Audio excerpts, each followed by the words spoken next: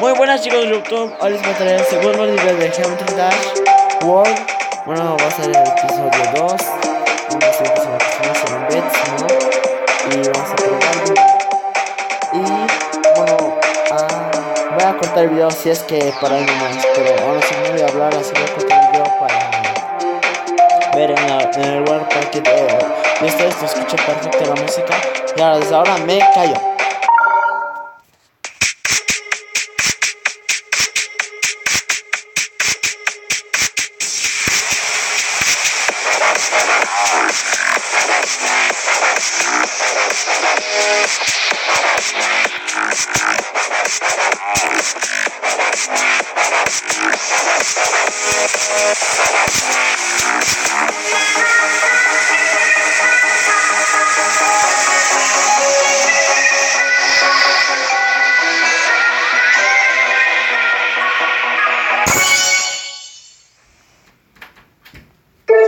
Bueno chicos, como lo habrán visto, le he hecho la primera, el segundo nivel. Y bueno, nada más que decirles adiós y los veo en 15 minutos.